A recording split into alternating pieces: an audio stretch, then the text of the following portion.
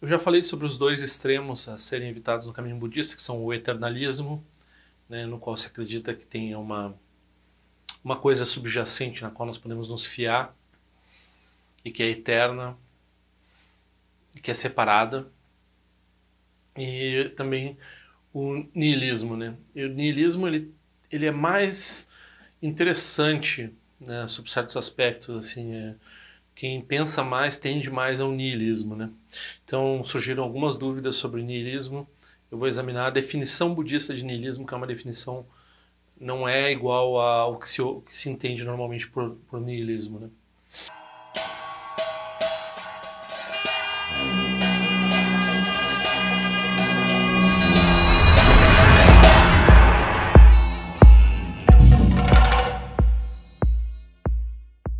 Gostaria de agradecer novamente as oferendas. Então nós estamos agora em 1.835, faltam 1.835 reais dos 3.000 para o meu retiro em janeiro.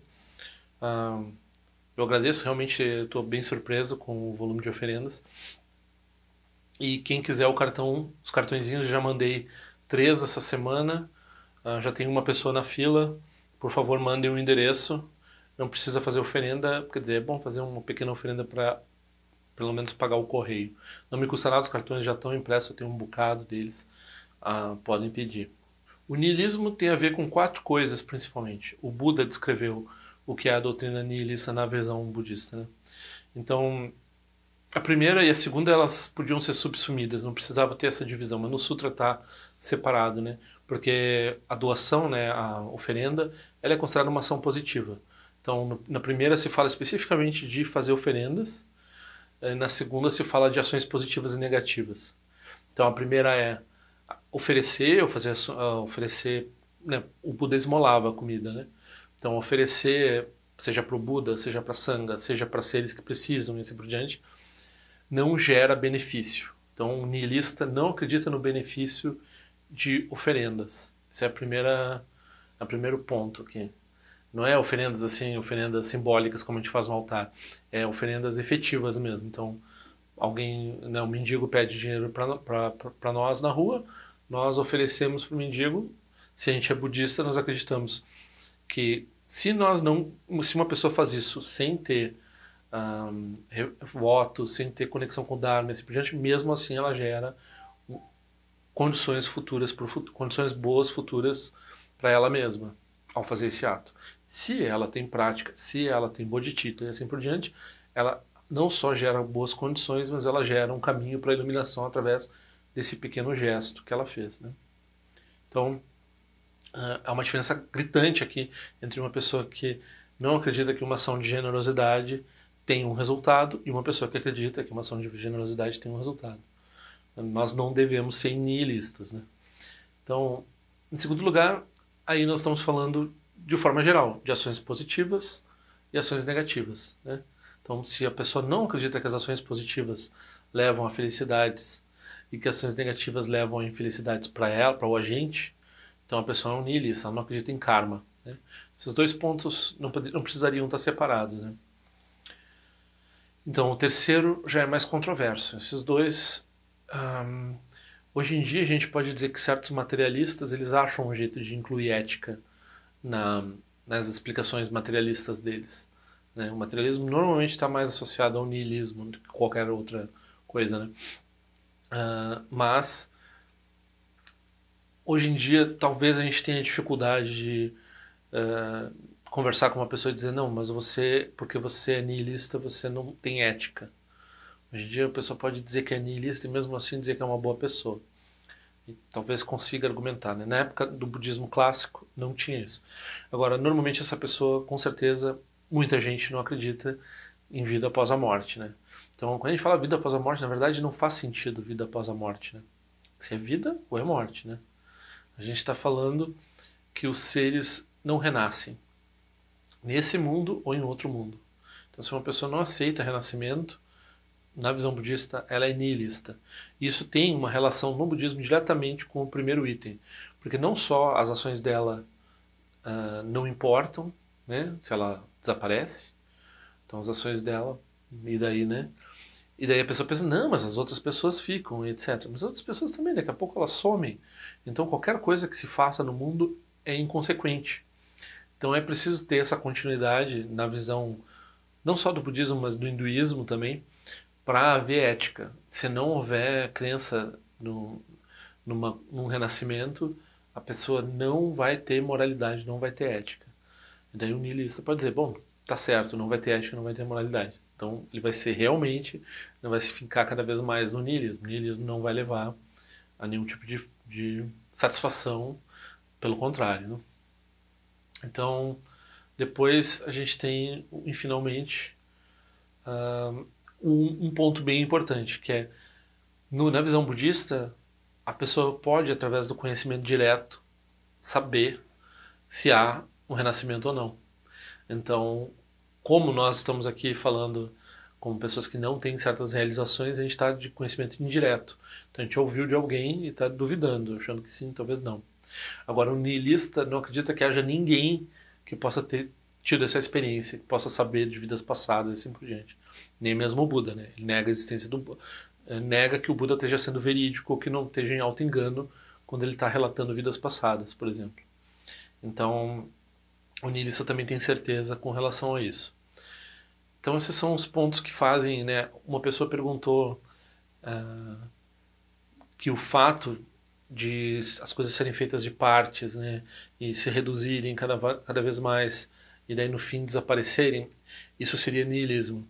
Mas na visão, inclusive há Abhidharma budista, em que eles explicam vacuidade dessa forma. Então, se tem renascimento, se tem causa e efeito no sentido de karma, não causa e efeito no sentido newtoniano e causa e efeito no sentido de causalidade física, né? Causalidade no sentido mental, né? Boas ações produzem felicidade, más ações produzem sofrimento. Se não tem isso, então niilismo, né? A Vaibhashika, né, que acredita que as coisas são compostas de átomos e por isso são vazias, ela é refutada. Ela não é, ela é o exemplo mais, embora seja extremamente sofisticada, sejam grandes praticantes e assim por diante, é o exemplo mais fraco, mais fácil de refutar dentro da Madhyamaka, né? Então, não seria por aí o caminho, né? Agora, claro, o budismo também ele é frequentemente acusado de niilismo por tradições eternalistas, como o hinduísmo e como, né, o catolicismo. O próprio Papa João Paulo II, na verdade, quem fez a carta contra o budismo, a encíclica papal contra o budismo, foi o cardeal Ratzinger, e eles afirmam basicamente que o budismo é o que o Schopenhauer disse que o budismo era, que é uma forma de niilismo, né? O nirvana é aprender a desaparecer de verdade, né? E o Buda claramente diz em vários discursos que quando a gente está falando de nirvana, a gente está falando de algo que está além dos conceitos, algo que é indescritível. Então a gente está falando, a gente não está falando de surgimento porque o surgimento ainda está dentro dos conceitos, ou existência, né? Então a gente não pode dizer que depois do nirvana a pessoa existe ou não existe, ou tanto existe quanto não existe, ou nem existe nem não existe, assim por diante. Ou surge, né? Pode trocar a palavra também. Então essas considerações são essenciais assim para a pessoa compreender que o budismo não é nihilista e que o nihilismo é um dos obstáculos para o budismo. O que a pessoa deve fazer, né? Vários vídeos eu já tenho falado sobre isso. Se ela tem tendência a ter dificuldade com acreditar em renascimento, e ela quer acreditar, né? E ela acha importante porque ela quer se aproximar do Dharma, quer fazer meditação e tal. Então ela acha importante refletir sobre como o Buda ensinou, mas ela tem essa dificuldade, porque normalmente essa dificuldade, não quero dizer nada, mas normalmente essa dificuldade tem mais a ver com a autoimagem da pessoa e a imagem da pessoa perante os amigos dela. Porque ela acha que os amigos dela vão achar que ela é boba porque ela acredita nisso, né? Então ela não quer parecer assim uma pessoa primitiva lá, próxima dessas pessoas que acreditam nessas coisas primitivas. Mas 99% dos casos é um problema de imagem, né? Então o que a pessoa faz? A pessoa ela primeiro faz uma aposta de Pascal, né? Ela diz é melhor para mim pensar desse jeito. Rapidamente ela vai descobrir que é melhor para ela pensar que todos os seres foram mães dela ao longo de muitas vidas e assim por diante, né? Então o renascimento vai tornar a vida dela mais fácil de entender e mais fácil de lidar. Então pela aposta de Pascal a pessoa vai indo, né? Daí a pessoa vai fazendo meditação e vai tendo essa aspiração de ter essa experiência, de ter esse reconhecimento, né? Então, ademais, o crucial é ela parar de reificar as aparências dessa vida como sendo algo sólido. Então, reconhecer que isso é onírico, que isso é um sonho, e que quando a gente acorda de um sonho, a gente está acreditando naquela realidade, a gente acorda em outro lugar totalmente diferente, com outras coisas e outras pessoas e assim por diante. E isso é mais ou menos a experiência de renascimento. Quando a gente morre, a gente acaba esse sonho, começa outro sonho. É basicamente isso.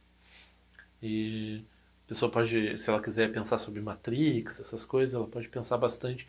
Põe um idealismo aí. Idealismo, o que é idealismo? Idealismo não é, quando eu estou usando o termo aqui, não é essa coisa de ser poliana e acreditar nas boas coisas para o futuro, né? Ser idealista.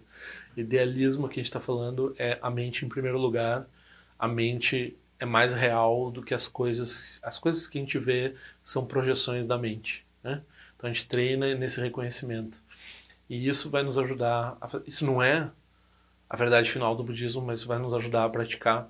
Isso vai nos ajudar a refutar o materialismo, que é uma visão bem inferior, que não vai nos trazer felicidade, não vai nos trazer nenhum benefício, e os aspectos nihilistas todos da cultura também vão acabar com isso. Então, para quem tem essa dificuldade, eu recomendo, pensa mais sobre sonho, pensa mais sobre Matrix, pensa mais sobre a materialidade como sendo uma projeção da mente, e a mente como estando, não igualar a mente ao cérebro, né, em primeiro lugar, assim.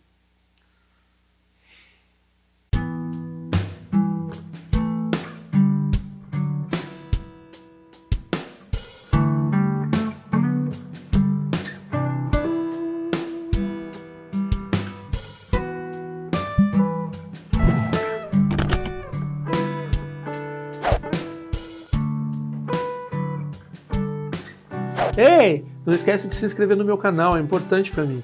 Clica na sinetinha para receber a notificação e se quiser se inscreve no meu boletim informativo de alguma forma que eu ando fazendo, o que eu ando pensando.